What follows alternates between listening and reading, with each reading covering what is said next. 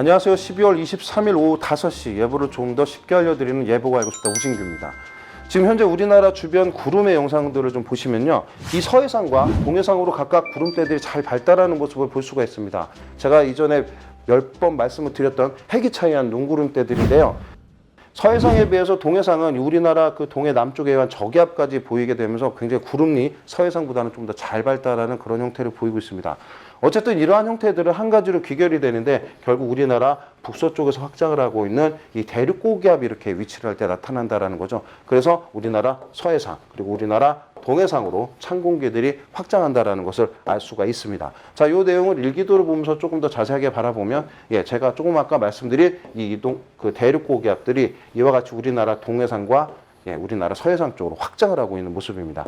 자, 차츰 이 형태는 내일로 접어들게 되면서 이제 고기압이 좀 더 우리나라 쪽으로 접근을 하기 때문에 우리나라는 대체적으로 고기압의 특성이 맑고 그리고 조금 더 이 안정한 기단 속에 속하게 된다라는 것이죠. 그래서 밤에는 복사냉각, 구름이 없기 때문에 복사냉각 효과 때문에 기온이 좀 더 떨어질 수 있고 낮에는 오늘보다 조금 더 일사 효과가 두드러지기 때문에 낮 기온은 조금 더 오를 수 있는, 즉 일교차가 오늘보다 조금 더 커지는 그런 형태가 될 것이라고 예상을 합니다. 그래서 대체적인 날씨는 대체로 좋기 때문에 별다른 큰 이슈 사항은 없지만 다만 새벽에 복사냉각으로 인해서 지금 습한 지표면에 있는 그 물방울들이 이 기온이 떨어짐과 동시에 응결이 되면서 안개가 이제 내륙 쪽에 많이 낄 수가 있는데요.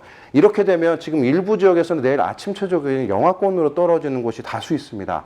이곳에서는 이 지표면에 붙어 있는 안개 부분이 수분을 작용을 해서 이 빙결 현상이 나타날 수가 있습니다. 어느 곳에서 이런 현상이 나타나면 위험하겠는지 여러분들이 더 잘 아시겠죠? 도로 부분과 같은 곳에서 이런 현상이 나타나게 되면 갑자기 급작스럽게 차가 미끄러지든지 대형 교통사고로 일어날 수 있기 때문에 새벽에 운전하시는 분들은 각별히 주의를 해주시는 게 필요하겠습니다. 낮에는 대체로 맑은 날씨가 유지가 될 것으로 예상이 되기 때문에요. 큰 기상현상은 없을 것으로 예상이 됩니다. 자, 요 외에 지금 기타 과거 동영상들에서 여러분들이 이제 질문을 주신 내용이 하나가 있는데요. 뭐냐면 최근에 왜 이렇게 안 춥냐라는 하는 질문이시고요. 조금 더 확장을 해보면 왜 이렇게 눈이 안 내리냐라는 질문에 대한 부분입니다. 그래서 이 부분을 좀 간략하게 설명을 드리고자 하는데요. 좀 내용이 어려울 수도 있지만 제 능력껏 좀 쉽게 말씀을 드리도록 하겠습니다. 지금 우리나라 위치가 여기 있고요. 지금 이 그림은 지난 11월 내내 있었던 그 대기 상층 지상으로부터 약 10km 부근에서 불고 있는 바람에 대한 평년 대비 그림입니다.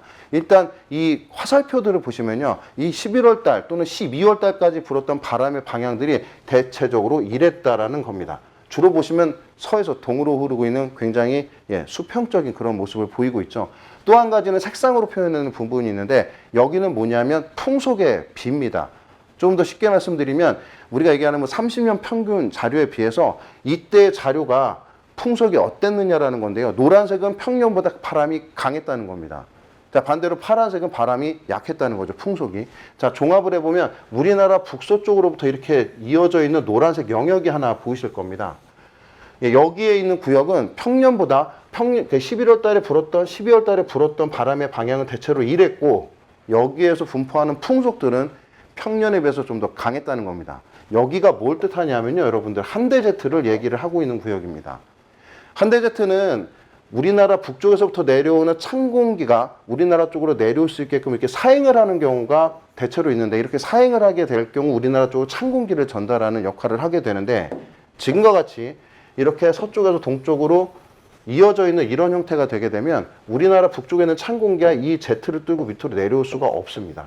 그렇게 얘기는 대기 상부 저쪽 북극 쪽에 있는 찬 공기가 우리나라 쪽으로 내려오기 꽤나 어려운 대기 상태였다라는 걸 보여주는 차트라고 보실 수가 있겠죠. 자, 그렇게 해서 대기 상층부에 있는 찬 공기가 우리나라 쪽으로 못 내려왔다라는 겁니다. 자, 두 번째는 우리나라 남쪽에 있는 바다를 좀 살펴볼 겁니다. 지금 보시면 이것도 평년 대비 해수면 온도의 비인데요. 노란색으로 나타나는 곳들이 다 해수면 온도가 높았다는 구역입니다. 자, 그림에 한눈에 보시듯이 지금 이제 11월 달 자료인데요. 11월 달 내내 수온이 평년에 비해서 높았다는 얘기죠. 몇 도 정도 높았냐면 0.5도에서 약 1도가량 높았습니다. 자, 이렇게 해수면 온도가 높게 되면 일어나는 현상들이 몇 가지 있는데요. 가장 두드러진 효과가 뭐냐면 해수면 바닥 쪽에 있는 공기들이 뜨거워지기 때문에 상승을 하게 됩니다. 상승을 하게 돼서 이 상승한 공기들은 어디론가 떨어지는데 사방으로 이렇게 떨어지겠죠. 그 중에 우리나라 쪽에 떨어진 요 지역, 이 지역에서는 이와 같이 하강류에서 고기압이 만들어지게 됩니다. 또는 고기압이 있는 지역을 더 강하게 만들어주게 되죠. 여러분들 겨울철이 되면 이와 같이 아까 보셨던 한대제트가 이렇게 흐르고 있어서 찬 고기압 못 내려오게 되면 우리나라 북서쪽에서 확장하는 대륙 고기압이 남쪽 부분이 쉽게 변질이 되면서 이동성 고기압으로 바뀌게 됩니다. 이렇게 이동성 고기압으로 바뀌었던 이 고기압이 이 높은 이 해수면 온도 때문에 만들어진 상승이 하강하는 그 지역에 매칭이 되면서 이쪽에 있는 이동성 고기압이 굉장히 강하게 발달했다는 거죠. 이동성 고기압이 강하게 발달을 하게 되면 북쪽에서 내려오는 지표면 부근에 있는 찬 공기들이 유입되는 걸 또 한 차례 막아주는 역할을 하게 됩니다. 그래서 대기 상층부도 찬 공기가 한대제트에 막혀서 못 내려오고 지상부는 저렇게 이동성 고기압이 강하게 자리를 잡게 되면서 북쪽에서 내려오는 찬 공기를 한 번 더 막아줬기 때문에 대체적으로 기온이 높아질 수밖에 없었고요. 그래서 한파나 이런 것들이 나타나기도 좀 꽤나 까다로운 그런 형태가 됐었다는 겁니다.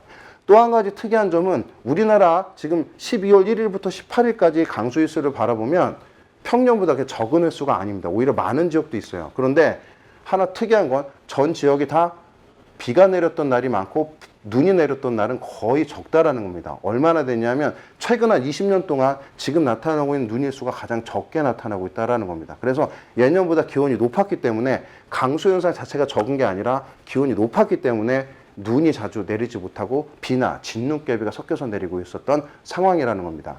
얼마 전에 나갔던 1개월 전망을 보면요. 1월 중순까지는 이러한 기압계가 유지가 될 것으로 보여서 평년보다 기온은 비슷하거나 조금 높은 그런 형태가 될 것이라고 예상을 했습니다. 그래서 1월 중순까지는 적어도 눈이나 비가 섞여 내리거나 조금 더 비의 비중이 많을 수 있고요.